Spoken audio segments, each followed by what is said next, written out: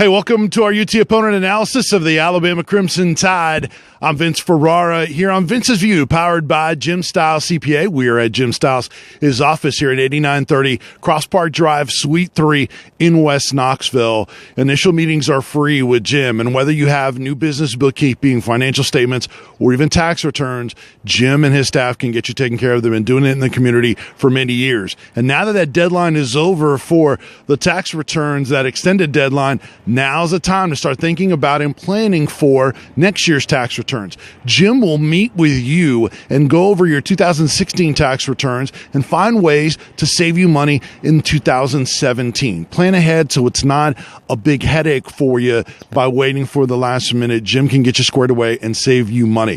694-4484, 694-4484. Remember, he'll do it for free. Initial meetings are absolutely free, and the service is second to none. JimStilesCPA.com. Look, I'm not going to overcomplicate things with this game with Alabama. I understand, Tennessee fans, you know that this is an almost impossible task against the number one team in the country. Point spread has never been greater. The win streak by Alabama, they've won 71 straight against unranked opponents. I mean, go on and on. 7-0, 4-0 in the SEC. Look, I get what this is on top of the way Tennessee's playing right now. No touchdowns in the last 10 quarters. I get that.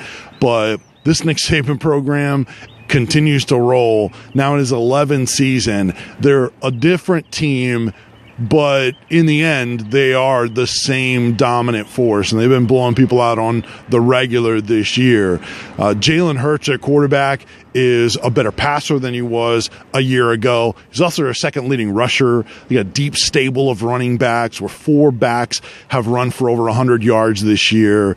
They take care of the football for the most part on the year. Number one in offense and defense in the SEC. I mean, they continue to roll. And then their wide receivers only have one wide receiver with over 10 catches, and that's Calvin Ridley. He's got 33 receptions on the year. He gave Tennessee a ton of trouble last year, as did Hurts running the football. He is absolutely a threat you have to watch from that quarterback position. They don't really have a difference in making tight end this year like they have in the past with O.J. Howard. Really good offensive line led by left tackle Jonah Williams. And then on defense, they're led by Minkah Fitzpatrick, who is not only one of the better defensive players in the country, he's one of the better football players in the country, who will absolutely be a high draft pick and play on Sundays. John Kelly even complimented Minkah Fitzpatrick that he's a guy that really stood out to him in looking at Alabama. They're physical, they run to the football, they're fast, and the scary thing is they're getting healthy right about now, so that's going to make it more difficult for Tennessee. And then they'll turn you over with 10 interceptions on the year. Now, keys to this game, and look, I understand this is an incredible challenge, but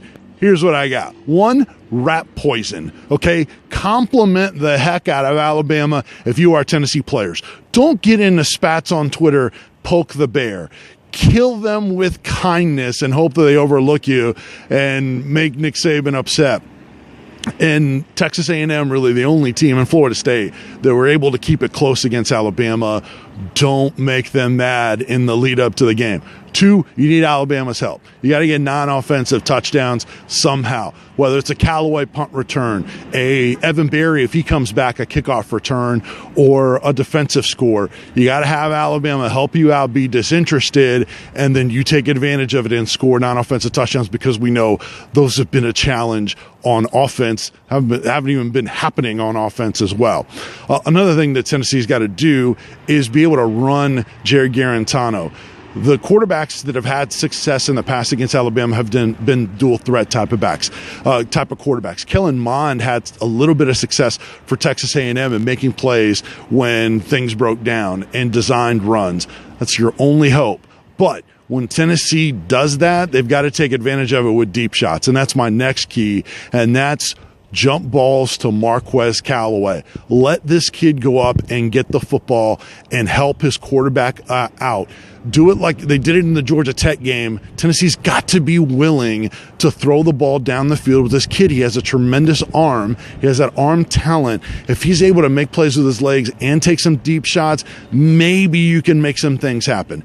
And then my last thing is use your best player, please, in John Kelly. Let this kid carry you as much as he possibly can. He's terrific, and use him in the red zone. What a concept that would be. Use him inside the 10, inside the 5. The numbers are ugly. Tennessee's only given him 6 rushes inside the 10-yard line in 24 plays this season. That is unacceptable. Use John Kelly, outside runs inside, not just the zone read. Throw the ball to him outside, out of the backfield. Ride John Kelly. Find ways to get him the ball and use him. Even with all that, if it goes perfect, and it never does, it's going to be virtually impossible with the big point spread that Alabama is favored in this game, and obviously the game in Tuscaloosa. But you guys do the best you can. Enjoy the game. And then next week, we'll break down the Kentucky Wildcats for you here on our UT opponent analysis. SportsRadioWNML.com. Look for Vince's View, more of my blogs, powered by Jim Stiles CPA. Make sure you contact him. Let him help you out with those 2017 returns and getting you ready so you can cash in and save some money as quickly as possible. SportsRadioWNML.com. Thanks for watching. We'll talk to you next week. I'm Vince Ferrara.